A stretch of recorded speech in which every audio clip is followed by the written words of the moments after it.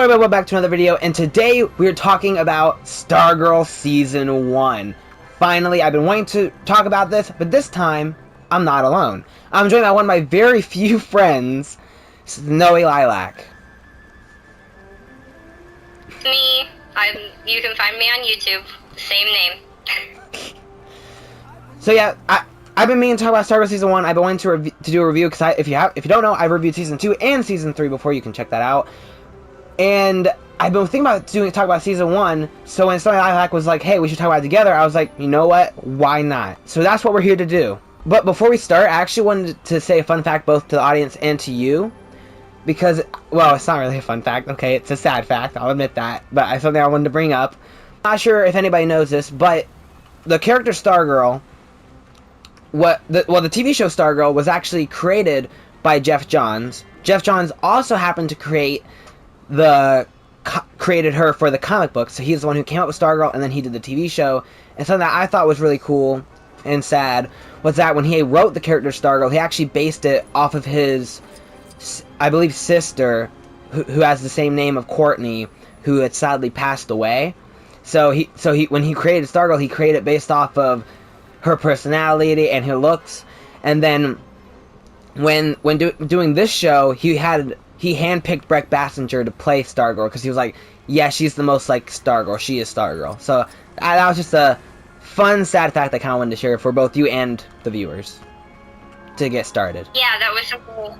Yeah, it's something I came across looking different things up. Yeah, it was. Yeah. All right, now where do we want to start with this show, Season 1? Oh, I should probably mention spoilers for Season 1. Spoilers for Season 1. No spoilers for... If you haven't seen 2 or 3, that's okay. We're not going to talk about those ones yet. But we're talking about Season 1, so I'll start off with the cast then. I think the best part about the show, in my personal opinion, is the cast and the characters.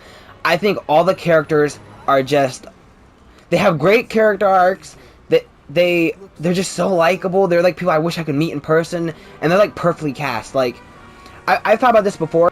If they ever... I would love to see Stargirl in James Gunn's upcoming DCU, and if that ever happens, I kind of would want it to be Brec Bassinger to play her, because I think she is Stargirl. She's like, Robert Downey Jr. is Iron Man, Hugh Jackman is Wolverine, Stephen Amell is Green Arrow, Brec Bassinger to me is Stargirl. So that's one of my favorite parts about the show.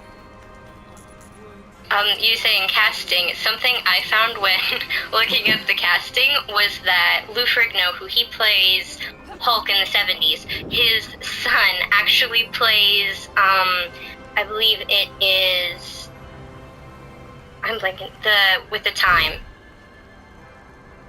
the necklace, the hourglass. Oh, Hourman. Yeah. Right. That's a very simple name. His dad actually, I believe, is played by Lou Ferrigno's son, if I'm not mistaken, which was something I came across, and I was like, Lou Ferrigno, amazing actor. I like Hulk from the 70s, his character. So I found it really interesting. I'm like, that's his son? I was like, how did I miss his son? And it's because in Season 1 they don't show him too much. Yeah. I'm hoping for more of him in Season 2 or 3.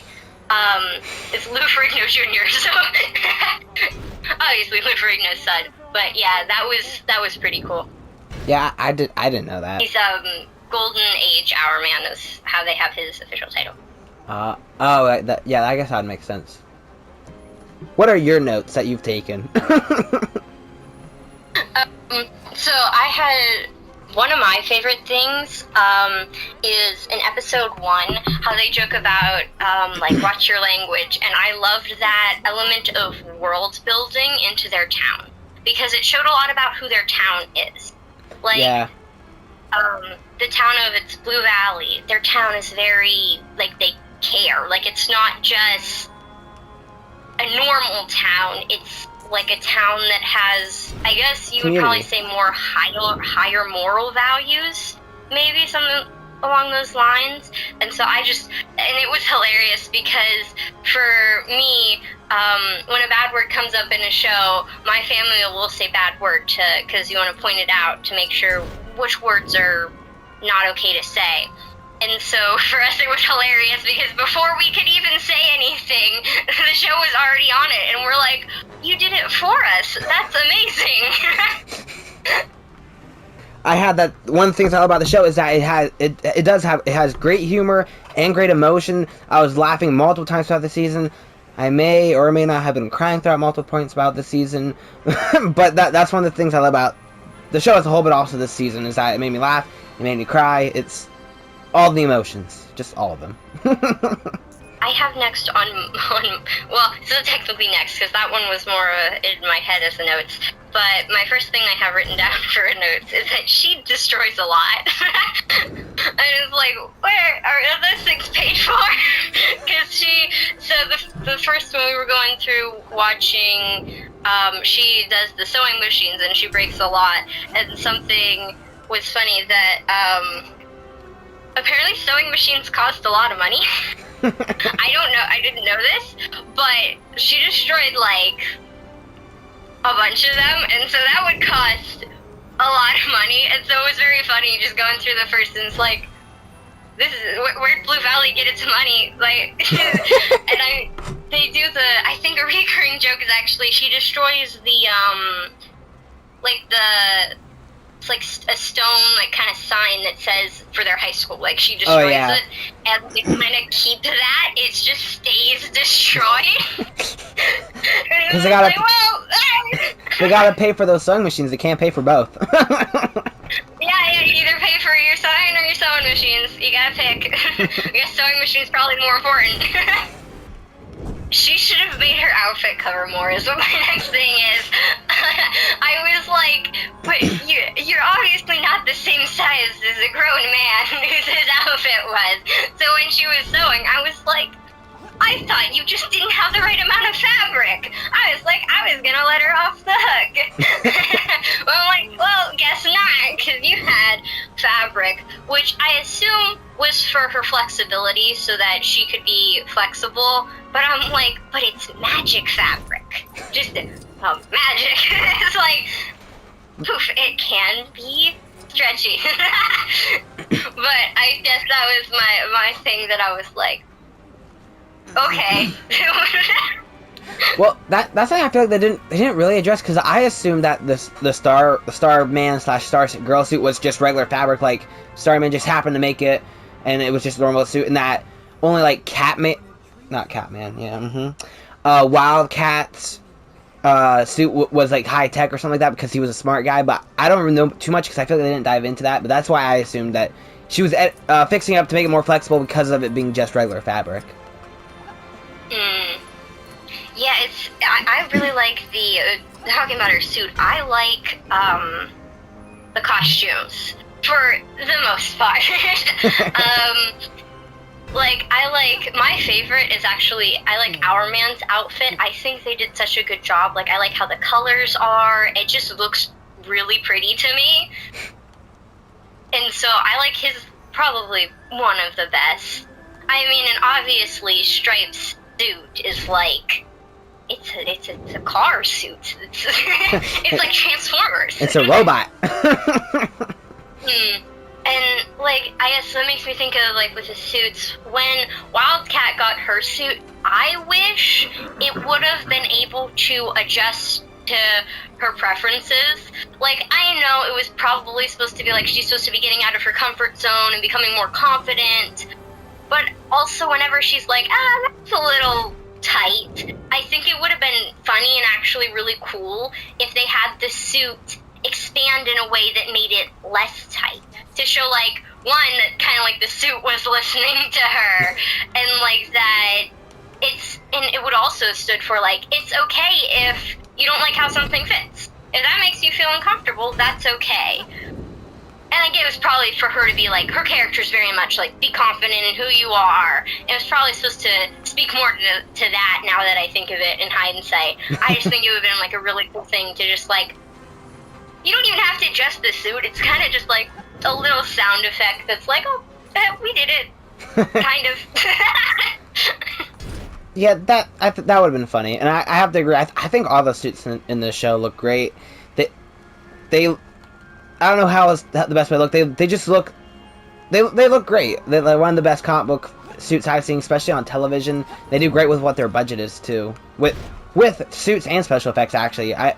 Now, just because I'm bringing it up now, I thought the special effects looked really good because sometimes the TV shows, especially CW, the special effects don't always look the greatest, but this show, other than like a shot here or there, the special effects were like really good. I can't say much about special effects. I would be more. I like special effects from like where you can tell they're special effects. I guess is something I do more of. Like when you can see green screen lines is funny to me. So I don't know too much about special effects. I do think I couldn't tell there were special effects, so they probably did a good job. Well, I mean, obviously they did special effects. I mean, you probably could do a glowing staff in real life, but you can't just magic glitters. or have an ice face in real life. I mean, it'd be really hard to try that. You're like, oh, we're just gonna freeze this dude's face. It's for TV. It's okay. And also, I'm very glad they didn't do. There's other Hourman suits that I was looking up where it's like his face is like a part of, like it's. There's other ways they could have done it that. not quite as good. But I think it's really interesting. Like, just. It's really cool. Yeah, I thought they found the nice balance with having it be comic booky enough where it's like, well, yeah, that's Stargirl, yeah, that's Hourman, but not where it's like, wow, that looks so stupid. I can't take these people seriously. They found like the perfect balance with how the costumes looked. It's like Batman 66, but like a little bit stepped up from it. Because I'm watching it now for the second time. There were so many cool foreshadowing things and references that I got that I was like, whoa, I can't believe they're referencing this thing. I'm not gonna speak too much into it, but they're referencing this thing, or they bring up this thing or person in this season. Some of it will be paid off in season 2. Some of it won't even be paid off until season 3. So to me, it was like every time, like someone would come up and I'd be like, oh my goodness, that's gonna have huge implications later. How did I not put 2 and 2 together before? So that was just something I wanted to point out, especially because this is my second rewatch. Or my first rewatch, my second watching. Yeah, even when watching it, I know they had a little, like, it's not as big of a foreshadowing, but with, Icicle's son. Which it was very funny. Like, when when watching a movie, sometimes it's just like, well, yeah, that's that guy, that's that guy's son. And so it's funny with that, I'm like, yeah, she's gonna fall in love with that guy. Yeah, that's gonna happen, and that's that guy's son. Sorry, that's just how it goes. The next one is dying. Like, I was like, why couldn't they have just had the one guy just get really hurt? Like, he didn't have to die, did he? Well, I mean, it does do a good job at showing that Icicle, despite the fact that he's like a really, at times he can be actually surprisingly likable, but he's still despicable, because, I mean, he did outright cause a kid to die. Yeah, it was, to me, it was weird. It was worse because I liked his character. I was so happy, like, the second they introduced him, I was like, maybe he could be her love interest. He was adorable, and I was like, I love this character. He's gonna be my favorite character, and I was so happy. I was excited. And then I was like, why? You gave me, like, an episode or two. I was like, he was, like, didn't let me explore his character. that to me, though, there was something, like, I remember when I first watched the season, I remember being like, oh wow, I really like this character, and then when that scene happened and the car came and they just cut away and everybody's faces are shocked, I remember being shocked, like, wait, No, they didn't. They didn't do that. No, that did not happen. He's gonna be okay. And then they're like, yeah, he's gone. I remember being like, they actually just did that. Wow. And then the next day I realized, how did I not see this coming? I have played I played some video games, Marvel's Spider-Man, for people who follow the channel, plus a bunch of other movies and shows. Well, they'll introduce you to this side character, make you love this character, be like, man, I love this character so much, just to kill them. So I was like, how did I not see this coming? Because of how likable he was. But it caught me so off guard. But that's something the show does really good. They do great at pulling on your heartstrings. I was waiting. I was like, they're gonna say he's okay. They're gonna say he's in the hospital, because clearly he's just in the hospital. Because I was like, it's a little hit by the car. It's not that bad. Because from how they did it, the car to me didn't look like it was going that fast, which was probably on purpose for like real life. You don't want to have a speeding car coming at someone in real life. And so, but I was like, he's alive. He's just gonna be alive. This happens all the time. He's fine. And then they're like, no, Pete died. And I was like, what? My next one is, I think what I was doing here was, I think it was cool that they brought up awareness about how you shouldn't share pictures with people.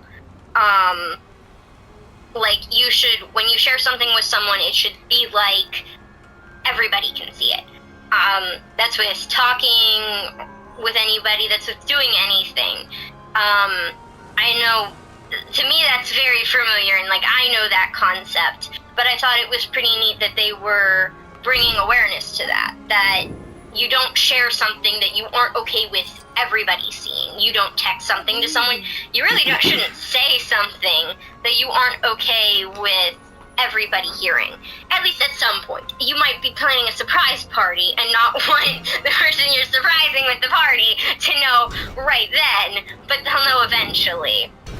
And so I thought that was pretty interesting to like, and it was like pretty powerful too. Like, I was not expecting that. Knowing how they do their superheroes, I was not expecting them to do that kind of message. I think eventually they played it down a bit from what it should have been, but they still did a pretty good job of being like, no, this is a serious thing and it's not okay to just do this. I wish her family would have been more forgiving, because they're supposed to be Christians, and I'm like, I would have just been like back to them, like, God forgives us, why can't you forgive other people? That's we're supposed to forgive other people, don't you know that? Like, hello? Like, did you miss something? Yeah. So I assume they're probably gonna keep going with that in season 2 and maybe 3, but I was very disappointed in their reactions. So, yeah, seeing, because I've seen all 3 seasons, it's something that I feel like it's it's handled really well, especially because it's more, I'd say it's more on the uncomfortable side of plotlines that they could go with, but they're like, yeah, no, we're doing it, we're taking it seriously, we're not gonna make it this jokey, funny thing. They took it seriously, and also, yes, it creates this let's say interesting dynamic between her and her family, with both of her parents being like disappointed by her brother. Her brother seems to have forgiven her, and he's like, you guys are way too hard on her, and they're like, we don't care. And I will tell you this, it is a 3-season storyline, because mostly with her and her parents, although what actually caused it is brought up here and there, but it is a 3-story arc with her and her parents that always had me going back and forth on my emotions with like, man, I hate these parents, oh man, I understand where these parents are coming from, man, I hate these parents, man, I understand what they're going through. Obviously we can't talk about too much because spoilers, but you're in for an emotional character arc, I'll say that. I hope they eventually bring it to like being able to tell people, like, I so badly wanted her to be like, God and Jesus tell us to forgive each other. Don't you know what you're doing? Like, that's why Jesus died on the cross? Like, a rhetorical question, like, isn't that why Jesus died on the cross? Don't you guys remember? Like, the whole thing, the whole reason? And I wish you would have done that. But if they're gonna do a whole story arc, I just have to trust them. Like, I trust you guys. You better do a good job. Yeah, you keep talking about that, and it just keeps making me be like, oh man, I can't wait for you to watch seasons 2 and 3. Something that I had thought about is that it could also, part of what they were saying is she was being a better Christian than her parents. Not that there are better and worse Christians necessarily, but like, she was acting more Christ-like than her parents were. Like, they weren't being forgiving.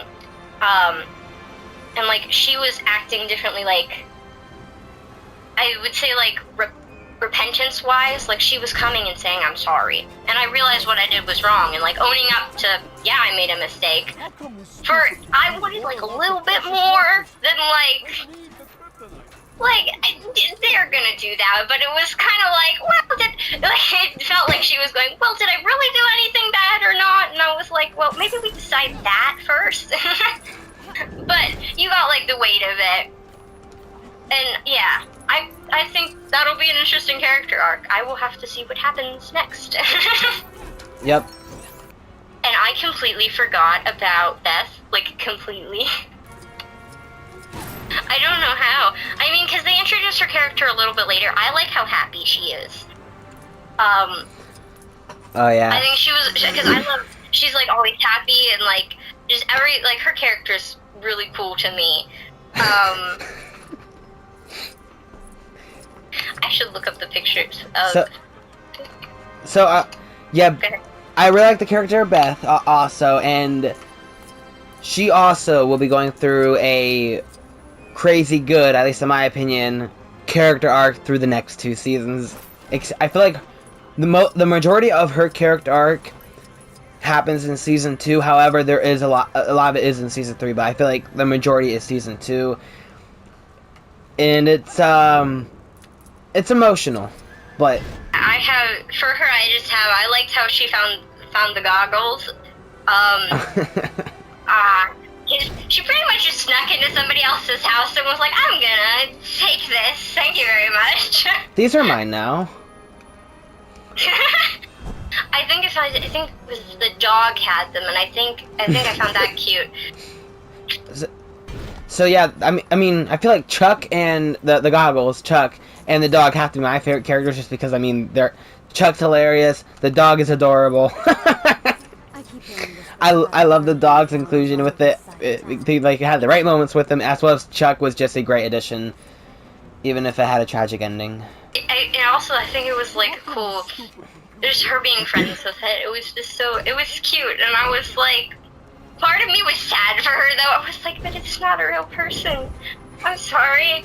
And now I'm thinking just like, okay, so you take the goggles and you put him into like a machine, and then he turns into a person by 3D printing. He might have a grandson.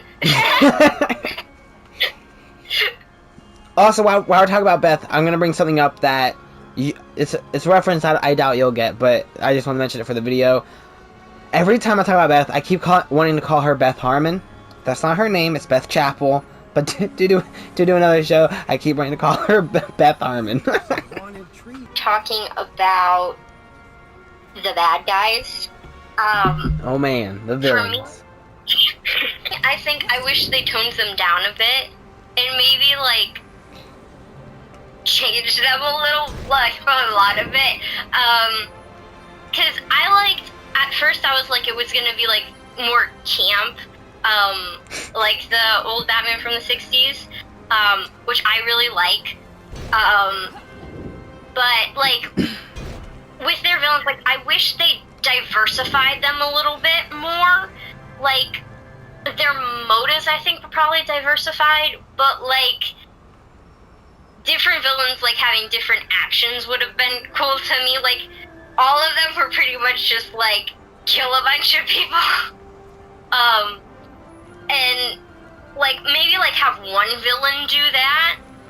And, like, they could even have, like, Soloman Grundy be, like, their person who does that or something like that. Or even, like, Icicle be, like, super cold. Would go with his character. But, like, it would be cool to have, like, different, like, they all kind of seemed like they merged together for me. Like, it wasn't like, here's Icicle, here's his story, he's this way, and here's other guy's story, he's this way. Because they kind of were like, I'm trying to think of, like, two similar, like, villains. Like, I can think of two similar superheroes, not villains.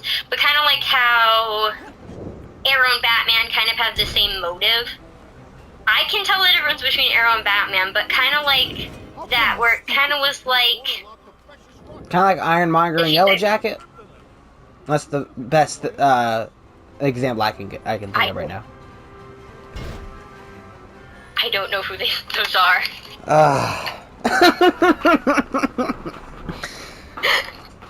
Ironmonger was the main villain of the first Iron Man film, and Yellow Jacket was the main villain of the first Ant-Man film. Okay, so it seems like they're, like, copies, is what I'm getting. Like, they're just copies of the hero, pretty much. Yeah, well, they're both villains with suits, who have the same powers as the hero. Both of them want to sell weapons to make money. Okay, yeah, kind of like that, where it was, like, now thinking about it, they're, like, a little bit diversified, but it just felt like if they stepped away from the death a little bit, you could have got, like, a little bit deeper into their characters. Like, more, like they did with Icicle with his, like, his wife died and kind of stuff like that. But, like, I wish it was, like, a little, like, you could explore that more than just, it seemed like it's like, well, we just kill anybody that gets in our way, instead of actually having, like, well, we don't do this, or this is how we handle our, people who get in our way, I guess. Yeah, well, I guess I have a different point of view, although that you did bring up great points. I think these are great villains. I think they do a good job at giving them good backstories I think Icicle especially, while also making you kind of scared of them, which, depending on the type of villain you have, that can be a good thing, because, well, they're evil. Icicle, I love that they made him... We show why he wants to make the world a better place for his son after the death of his wife, and he would do anything for his son, even if it means killing people. Brainwave, I think, is the most messed up one, where it's like he knows that every person on Earth has evil thoughts, so he thinks that, oh, well, the best way to get rid of that is to just control them all, even if he is very wrong. But you can also see where he's coming from. Those are the two. I think that they're the two best villains. And Gambler, I mean, he's fun. I like Gambler. I thought he was funny. But yeah, even though, like, they did a good job making these villains menacing and scary, while also giving them a good backstory and making you be like, well, I mean, that does make sense why you're as crazy as you are. But you're not wrong. They kind of do all have the same motivation, where it's like, oh, let's take over. Whoops, I just went to a cutscene in my game. Let's control the minds of everybody. Why? Because everybody's evil, and I want to protect my family. Even though Brainwave is a psycho who killed his son and wife, but, you know, that just makes him scarier. That was the one thing, when he was like, well, I want to make the world a better place for my son. I was like, then why'd you kill the that was his friend. Like, really? That was his friend. And I think part of that was they're supposed to kind of be like a debased mind. It's like they're so far into this, their way of thinking that they have to do their things the way they do it, that they miss that part of making the world a better place is not being the villains and killing people. You know, you're like the problem here right now. And so that was like probably part of their character was supposed to be, don't be so focused on something that you lose track of what you're doing. I think it's called like an ends to a mean. is what they call it. Don't be so focused on here's the goal that you kind of sacrifice all of the steps of the morals of how you're going to get to that goal. Also, keeping on villains, I loved Sportsmaster and Huntress just because I think as much as I love me a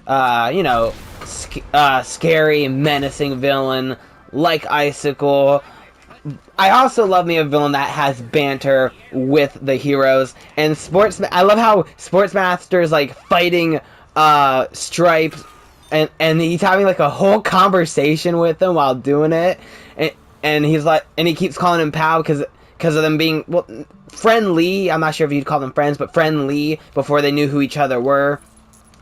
So I just thought they were like so much fun, even if they were also crazy. That's something that I personally really liked. And also, I do want to point out, don't forget who these villains are, because some of these villains also have a 3-season character arc that I loved, and I can't wait for you to experience. Yeah, I did not like those two. Least favorite. What? For me. Oh man. Yeah, they might have been funny if they didn't kill people. Oh like, man. Now I get what you're saying. Like, for me, sometimes I'll like, if they do like creepy stuff, I'll be too focused on the creepy stuff for me to like see the other stuff. I see what you're saying now, though. I just was like, you're too creepy for me to laugh at you. I mean, not me. That's where my mind goes to, is him versus Pat. So I like these two, and I have I might be wrong. I have a feeling you might like him a bit more once you hit season 3. Maybe. I don't know. It makes me think of the fiddler. I know her son, at the end they hinted at he's gonna become a villain, which to me was I was a bit confused, because I'm like, well, what's his superpower gonna be? Just hitting people over the head with a tuba? He's like, oh yeah, I just hit this guy in the head with a tuba, and I'm like, that's your super villain power? Like, dude, that's you could have used any other weapon, but your weapon of choice is a tuba. Well, knowing where the story goes, I will keep my mouth shut on that. Yeah, I'm assuming he gets the fiddle, but I was also thinking maybe like play the tuba the way that the fiddle was played, which I was like, maybe. But it was just like, just hit the people over the head with the tuba. Simple bad guy tactic. So, since we were talking about Brainwave and being a psycho killing his own son, let's talk more about that horrific moment. Because that's what I have in my notes next. Despite the fact that it not only was it another shocking moment to me when first watching the season, but it was also done really well and emotional. Like, both times, both not knowing it was happening and knowing that it was going to happen, may or may not have shed a tear for him. And I feel like I like how he redeems himself, where you meet him in the beginning of the season, and he's like, wow, he's a jerk. I hate this guy. He's the worst. But then you slowly get to like him a bit more until you get to the end, and he sacrifices himself, where his priority is to get the JSA out of there and face his father himself. And it leads to this emotional sacrifice that you can tell hurts Yelonda the most because of their past and relationship. And I thought it was handled really well, even if it was super, super sad. I think for me, when I was watching it, I was like, my technical brain was like, he could have got out of there. You just had to go through the thing. To me, I was like, he could have just go through. Legs on or move your legs. Because they had like enough time where both people could get through. I wish they could have explored his character more, like having Yelonda be able to forgive him and like move on from that. In that moment, I was so excited. I was like, yes, she forgives him, he survives, there's going to be so much more character building with him. So to me, it kind of felt like they like wasted the opportunity to make his character, like, grow. I wish they would have, like, gone with that story, because it would have also better backed Yelonda being forgiving, and, like, that's her character, like, she's being better than her, like, more beyond reproach than her parents, in that aspect of her. I was so excited for, like, it was, like, 2 minutes, and then, no. I found it really cool, his red hair. That was, like, that's, like, nothing about his character necessarily, but there hasn't been, like, they'll get rid of a lot of the redhead characters, like with MJ, and I didn't know, but Iris, Wally. Yeah, Iris West. Yeah, Wally too. Lots of redheaded characters not being redheaded, Jimmy but him Olsen. actually having red hair. Who? Jimmy Olsen. Yeah, that was sad for me because the guy who played Jimmy Olsen to me is not Jimmy Olsen, because I'm like, but Jimmy Olsen is not strong. I'm like, this is why he has the Superman thingy, because he gets into trouble. And I'm like, that guy's too buff to be Jimmy Olsen, pretty much. But yeah, it was really cool that he had red hair. I'm like, he's got the red hair. I'm like, and I think there was a point, I don't know for sure, but I feel like there was a point where I was like, did he really have red hair? Or did they just replace the comic book with a guy who had red hair? I feel like if I didn't think that, that would be a hilarious way of thinking. Either way, I'm like, you replace the redhead so much. But no, he's really redhead in the comics, and he doesn't die in the comics, which made me so upset. I was like, so he died, and you didn't have to make him die? I mean, eventually in the comics he dies, I think, but I was like, he didn't have to die right then. Which, the thing was funny about looking up the comics, but yeah, his character was cool. It was cool how his voice changed to me at the end. His voice was so pretty. That was why I was especially excited, because how he changed, it was his scared voice, but it was very pretty. And I really liked how it was very pretty, and he was like, please forgive me, pretty much, and I was like, yay, we get character arc. And then but that was probably part of it, like, probably his sacrifice was supposed to be part of his character arc. Yeah, because it shows that he went from a selfish person to selfless enough that he was willing to die for them. So one thing I wanted to bring up, and it will lead into another thing that I want to talk about too, even though it wasn't in my notes, just thought of it. But one is that his death, as well as Wildcat killing Brainwave, those two things will have a huge impact on her character arc in the upcoming seasons. So, you know, they're not done with that quite yet. And also, it does it even made me shed a tear when she looks through, because while pretending to be his son, he says, "Now where are your friends?" And that's where she knew that it was Brainwave, because she was like, "No, they were his friends too." And that, I thought, like, that was another part of it. Kind of like showed his character arc without him actually being there. But yeah, I like that part too. And before she kills Brainwave, she has the thing with Our Man that he can't kill Soloman Grundy. And I had one thing I wish they added. So he was like beating up Soloman Grundy, and then he stopped. And I wish they would have added, it would have been really, to me, cinematic if they put, like the echo words, they kind of put where it's supposed to be, like, the person's memory, and had in his head, Yelonda says, Yolanda's like, because killing's wrong, and he says, well, who says killing's wrong? God?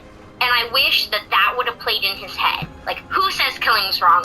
God? Like, I wish it would have, like, echoed in his head. I feel like it would have been really cinematic.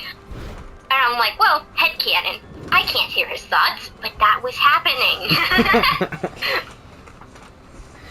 yeah, I thought that was a great moment too, and another great character arc where, like, this entire season he's like, I'm gonna kill Soloman Grundy. That's it. I'm gonna find him. I'm gonna kill him, and that's that.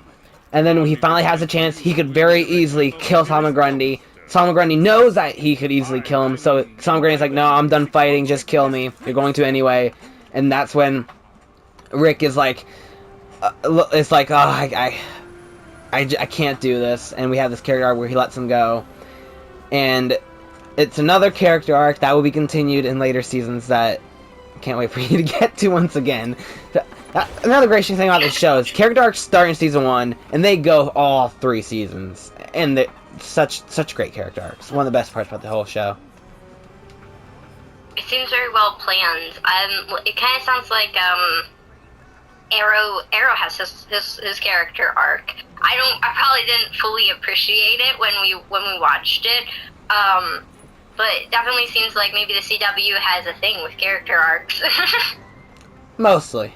Every once in a while, I feel like CW fumbles with some character arcs, but I want to say like 90% of the time they do a pretty good job. The next thing I had was about the music being, I really liked how they did the music. It was very, like, they used older music. I really liked that. It reminded me of, in Wonder Years, they use a lot of, the songs from that time. What I have here is that Rick's intro, I really like that. I remember looking up the lyrics of that song, and I think, from what I remember, it really made sense with his character. They did a really good job just matching the music.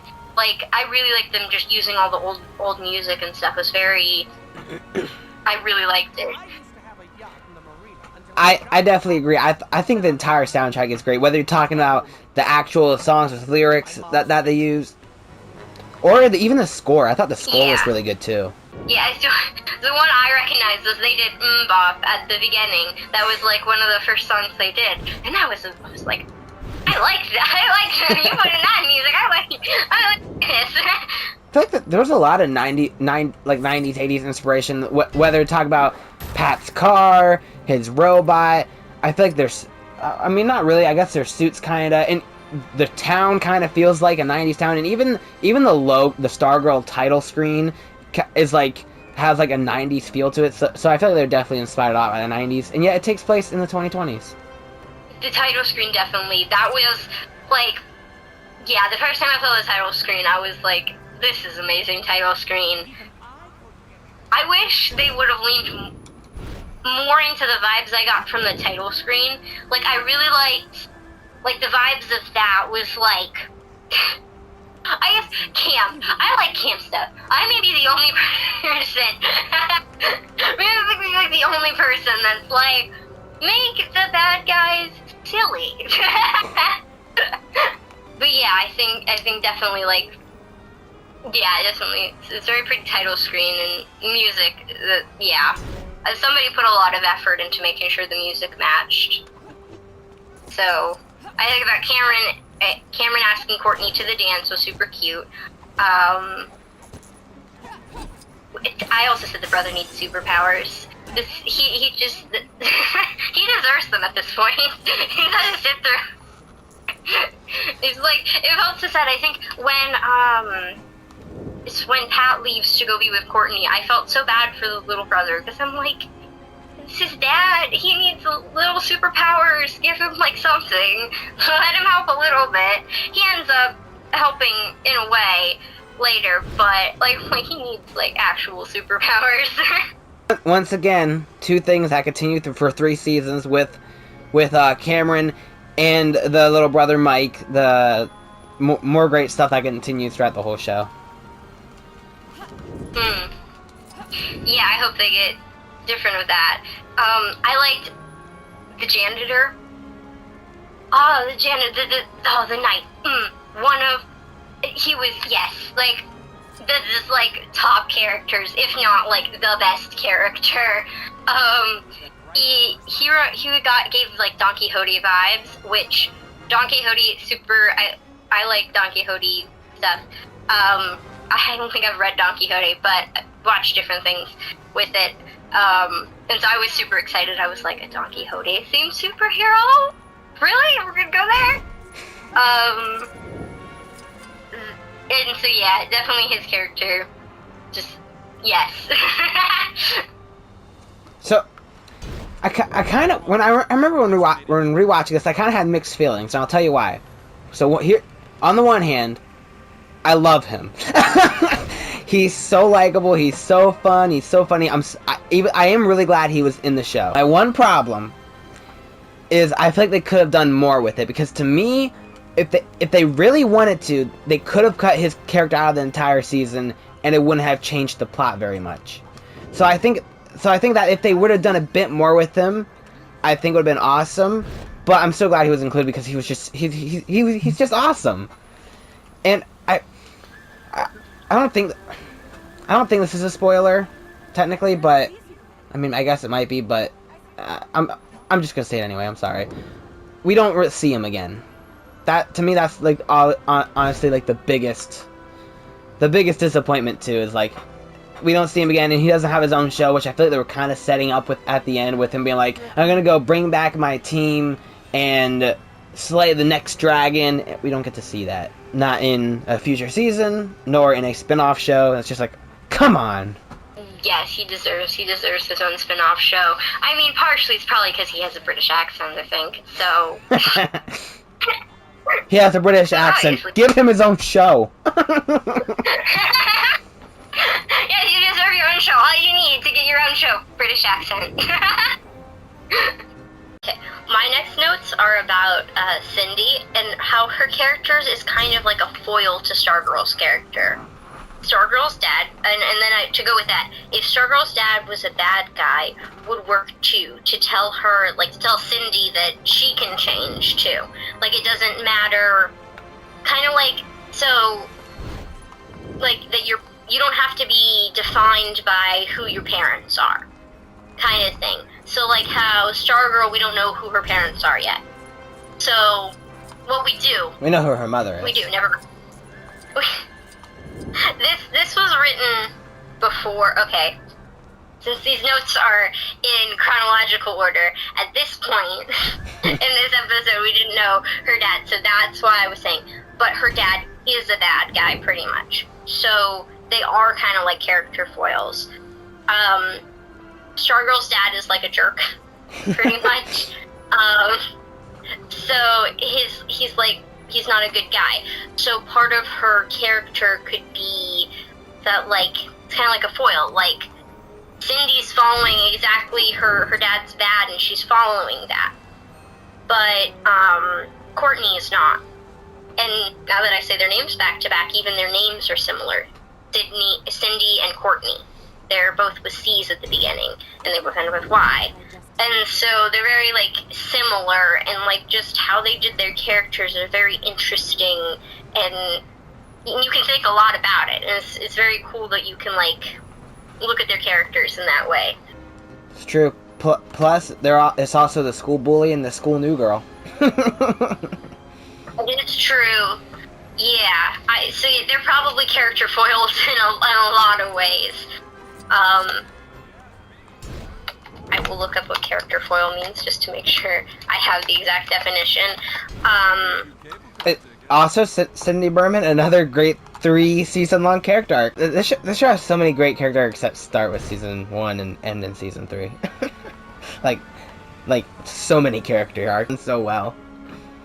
This is what the internet says is a foil is a character who contrasts with another character, typically a character who contrasts with the protagonist in order to better highlight or differentiate certain qualities of the protagonist. A foil to the protagonist may also be the antagonist of the plot.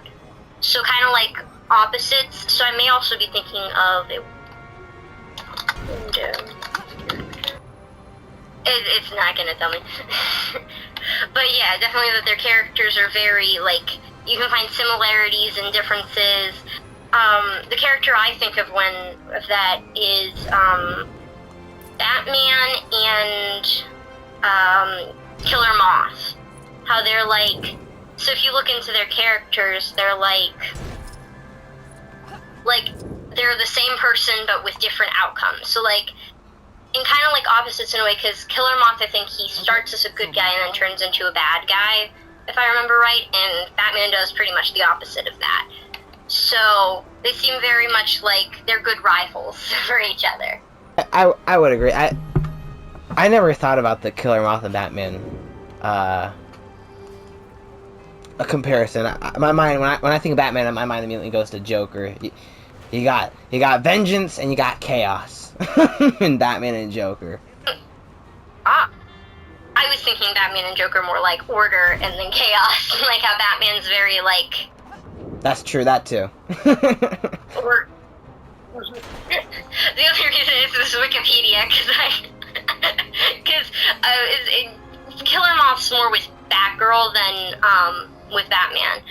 I think that's why I actually looked it up. So it's Wikipedia's fault. Come on, Wikipedia. Next thing is there's a blue tint on Icicle's face when he enters Courtney's home. And that was really cool. Like it's like very purposeful, but it just paints us like it's like a blue light on his face. And I thought that was that blew my mind, I think, a little bit. Just how it just worked. It was cool, and I think it's a very cool visual effect to show, like, I think he was even being, like, nice and saying nice things, but it still had the blue to show, no, he's cold and a bad guy. Yeah, I don't think I even noticed that, at least not the first time watching it. And the show does have some surprisingly great cinematography in it, that being one of the best examples of it. In my notes, go back to episode 5.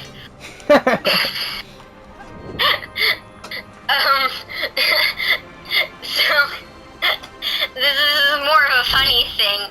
They said that's an act of God, and I was so confused because I was like,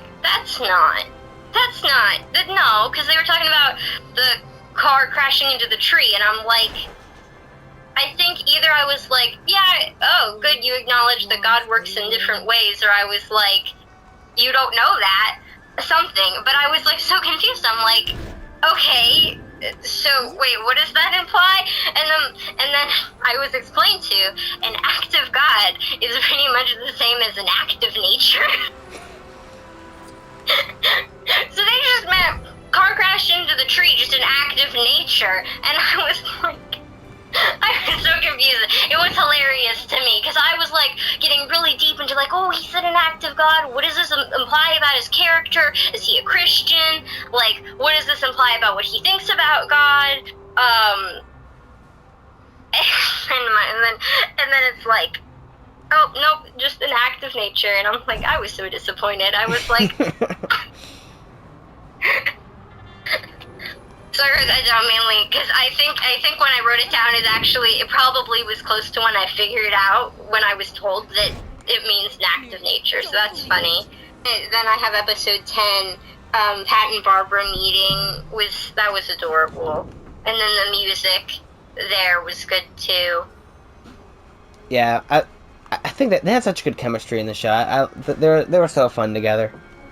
And that actually reminds me, this is one of the best ways they've done a character's partner finding out about their superhero lives. Because I feel like sometimes they do it in a really good way. Sometimes they do it in a way that's like really annoying. But I think this is one of the best ways to do it. Where at first all she knows is, oh, this guy's been lying to me for years, and he's putting my daughter in danger. And then she realized, but then when she sees it happen in person, she's like, oh, this is a good thing. They're helping people. They're saving the world. And she's like, and then she's all on board with it. I thought that was done pretty well, especially when sometimes they don't do the storyline very well, and it's just annoying. Next note I have is too much disobeying parents. I think it's when she takes her staff, I think probably was what I was referring to. I don't even remember specifically what event. Because I think she just does it. She takes her staff so much, just... like, you were told not to. and then at the beginning, Wildcat goes out of her house and disobeys her parents. But then she gets her phone back somehow, which that was confusing. I was like... I thought you didn't have your phone, and then she has it. But yeah, they didn't really explain that very well. I mean, it could be to me, I was like, oh, that signifies her parents are trusting her more, or like, just like, yeah, just like trusting her more and being more forgiving. Maybe not. I don't know. Maybe it was just like, well, she needs her phone now, so we're gonna give it back. She has her phone back now. Why? Because plot. Because she needs to see the Wildcat wrestling videos. Exactly. My question is, why would they have any use killing anybody if they could mind control people? I was saying specifically with like Henry's character, I was like, but you could just mind control. I'm like, wouldn't a better bad guy move statistically be less people dead means more people mind control? The only thing, I just kind of assume that maybe it's because, two things. One, I don't think a telepath can mind control another telepath. I don't think that can happen. At least I've always assumed that with any project involving telepath. As well as, I assume that, I almost called him Brainiac. That's the wrong DC villain. Dang it, now, why am I blinking on his name now?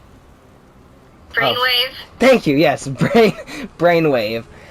I assume that Brainwave could only mind control one person at a time, hence why they needed to build the machine to mind control multiple people at once. So I thought that's why to them it was like, I could mind control one person and then hope that I don't have to mind control another person, or I could just, get rid of them. So I kind of assumed that because that is a good point if he is able to mind control all the people all at once already. Yeah, I would be like, if I wrote a villain, he'd probably be very analytical. Like, if he could mind control anybody, he'd just be like, well, why would I kill you? If I could later mind control you, and then have more people to do exactly what I want. Next thing was about not costumes, but like, it is costumes, but it's their character, just how they look normally. In episode 11, Stargirl's flannel matches Pat's usual look. I liked how they played with Pat and her looks being, his is always like red and hers are blue and white. And I thought that was really cool how you could how they played with that was very fun. I think I brought this up because I think it was like she was like trusting more Pat and like leaning more on Pat and listening more to him. So I would assume that's why they did it. Based off context clues, that would make a lot of sense. And it's episode 11, so they only have like 2 episodes left. So that would make sense. So I'm gonna use that because that goes right into what my next well, technically set of notes here, where one of my favorite parts about the show that I think they do really well is the character arc and relationship between Courtney and Pat. I just thought it was done so well with how she kind of just outright hates Pat at first. It's like, well, yeah, he's replacing my dad who was totally, air quotes because she didn't know it at the time, was a great dad who just happened to disappear, and this guy's making me move away from my friends to a different place. And she's like, well, you're not my dad, Starman is. And then she eventually learns the truth that Starman's not her biological dad, and that her real dad's kind of a jerk who left because he didn't care, and when he did come back was just so he could get the necklace that he gave her because it's worth the money. Which, that scene in and of itself, I'm not gonna lie, may or may not made me tear up a bit because it was just done so well. I could feel the heartbreak for Courtney when her dad was like that, and I love that their story about her. She kind of is like disobeying. She's like, who cares what this guy says? What does he know? But then as the show goes on, she comes to love him. She comes to see him as a father, and she comes to actually start listening to him finally. And I even have it written down here where one of the most emotional parts that also made me shed some tears, that was probably my favorite part of the whole show, was the very end, where we're at Christmas, and and she's giving, she has this present that she's held off since she was like, what, 5 for her real dad for Christmas. And after how many years later, now that she's in high school, she still has it, and she gives it to Pat. And even though it's just something small, it's just something that says "World's Greatest Dad." The fact that she's now giving something that says "World's Greatest Dad" to Pat is just one of my favorite parts in the entire show, and it's just so well done and emotional. I love it. Yeah, I think the one thing that I was hoping it would have is, I think, was that like a tag that said like "to my dad." I think was something like to signify that. I don't think they had it, but I think like it was something like that I was thinking. I know what I have is that the Christmas gift was anticipated, is what I wrote down. But yeah, that was, that was very much something, well, anticipated, as I put down. Waiting for her to be like, and you knew it was gonna happen. He was like, well, she's gonna give it to him. Yeah. It was really cute. I just have to say, kind of makes me feel like I'm just a baby, because I was like, it's so emotional, maybe shed tears, and you're like, yeah, it was cute.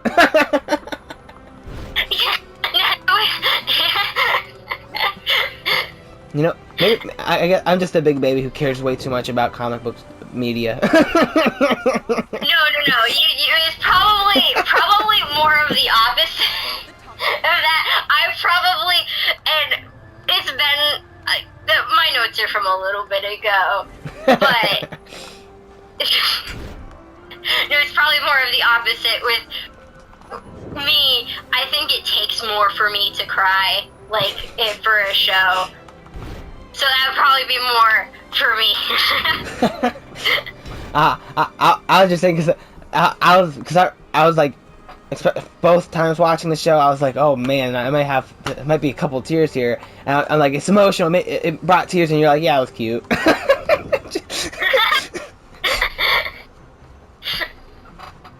it was a very happy moment though too, because it was like yeah, you said it probably made me, which I don't cry, but I'll be like almost cry. It probably was probably very emotional for me too. Yeah, probably. As I said, it's been a little bit, so I don't have my pure emotion reaction. But yeah, I definitely liked her, like, and it was very like emotional, because it was like she was saying, "You're my dad." Like, it doesn't matter who else I think it, and like it was also her giving up the idea that Starman was her dad in a way, I think, now that I'm thinking about it. Like, it was kind of her saying, now that I think about it more, it's kind of like her saying, I don't need Starman to be my dad, because you're my dad. And kind of like, that's what I would like. And now here come more tears. No, I'm just kidding. I thought the locket was gonna be connected to the staff. I thought her biological dad was gonna have taken the locket, and that's why the staff didn't work. And I think there was probably a little bit of me that was disappointed. That it was just like, really, you just had to believe in yourself? Like, but the locket, dude, like... I was like, believe in yourself. No, use the locket. That connected, because they talk about it being like how the staff was like made by somebody with space technology or whatever, and that was kind of the vibes I got from the dad saying about the locket. And so I was just expecting them to be connected, and I was like, well, that works. Like, they're just connected, and they have to get them back. Nope. So I was like, I was just saying, I was okay with what they decided to do with the locket. However, I do agree, it was kind of a weird decision to be like, believe in yourself and the staff will work. It works. That was a kind of like, well, really? But I like what they did with the locket, because it also was like her finally saying goodbye to to both the idea of Starman being her dad as well as saying goodbye to her actual dad, accepting like, yeah, this guy isn't much of a dad. Yeah, that was very emotional. I think that part made me like a little bit angry at the probably a lot of bit angry at the biological dad. Like, you really that much of a jerk, dude? I mean, it does make it much more. That scene does make it much more satisfying when Pat gets to punch him in the face. You're like, yeah, get him, Pat. Yeah, I was really expecting the Lockets to have like superpowers and it'd be actually from Starman, and he just, because of how bad a guy he was, I was like, he just stole them from Starman, and that's like, I think that's what I was thinking. Like, well, maybe the picture really is Starman, and he just didn't put his, or like they're brothers or something, like twins. Was an idea, like it's like he's twins with Starman, so kinda how that worked. Well, there was a tease Good. for a Starman related plot line at the very end that I cannot talk about due to spoiler reasons, but you can look forward to that plot line. Yeah, I thought it was, the first time how they panned it, I actually thought it was her dad, which it was actually really cool because it showed how similar they looked. Like, from how they positioned it at first, I was like, oh, this is her biological dad doing something, and then it's like, it's Starman, and I'm like, oh, what? Yeah. I remember being confused by that too. I was like, oh wait, this another thing with her dad, and then being like, oh shoot, it's Starman, and then it goes on another 3-season long story that ends up being, I'll just say good because I can't say much more. It's certainly going to be an interesting to see how I think of the other 2 seasons. Yeah, I think you're gonna like the character arcs, even though I'm not so sure if you're gonna like season 2. I loved season 2. Season 2 might be my favorite of the 3 seasons. I do think it will be your least favorite of the 3 seasons. Probably. just because I know you're like, you said you love the campy stuff and you wish it had more of that. There's even less campy stuff in the 2nd season. Because I explained it in my season 2 review. Without spoilers, I could point how it's like, I explained this in my spoiler review, but it's not really spoilerly, where it's like the first half of the season is like one thing, and then something happens that shifts the tone a bit in a way that works it works perfectly for the story, and I think it was done really well, but that I'm not sure if you're gonna like that tone shift. Hope they don't bring the snake guy back. Like, he can stay away. That was, no. Speaking of the snake guy, am I the only one who was kind of disappointed that, you know, the knight who the entire show wanted to slay the dragon, aka he wanted to be the one to take out Dragon King, the snake guy, and he didn't get to do that? That's kind of sad. How did the snake guy die? I remember him dying, I think. He died to Cindy Berman, his daughter. Oh. Yeah, she stabbed him. Oh, okay. Probably why I remembered that. But it also probably spoke to his character, so they didn't taint his character by, like, killing a person. It's like, the knight is like a good guy. Like, he just stays over there and finds his people, and they have fun. And it also probably spoke to him, like, being able to get over that. Like, he wasn't held back by, like, he's not like, Reverse Flash in The Flash. Like, how Reverse Flash is so hung up over destroying Barry Allen's life, like, completely. And it kind of showed he could let that go. He didn't need to destroy somebody else's life. And there's more proof of how chaotic we both are when it comes to talk about this stuff, because we brought up one thing about the night earlier, and now we're bringing up a different part about that now, and we could have been talking about that at the same point in time. It's more chronological. I mean, we're talking about, like, closer to the end is where that happens. I was thinking about with, like, the snake guy, like, the mystery around the snake guy was, I think that's what I mentioned that in my notes somewhere. I liked mystery is really cool to me. It would have been better if I wasn't scared that the snake guy was gonna do something creepy. I was so anticipated that he was just gonna be real creepy, like do Frankenstein stuff or something like that, and it creeped me out. It didn't happen, and I was like, oh, so I was worried we were gonna be creepy for nothing. Does it make you feel any better that I can say that something similar happens in the next season with another villain, where there's like a mystery, but you're also kind of on the edge of your seat because of the villain? I mean, as long as nothing creepy, like no creepy stuff happened again, like they just repeat that and it's like, well, no creepy, but eh. I think that's the end of my notes. Awesome. Around an hour and 30 minutes. Yeah, that's... This is gonna be a pain to edit. Yay. I'm so sorry. That's okay. Before we end, overall thoughts on the season. You like it? You hate it? It was meh? What's your overall thoughts? Probably probably lower on my ranking of favorites, but I think mine is pretty much like Flash and then everything else. There's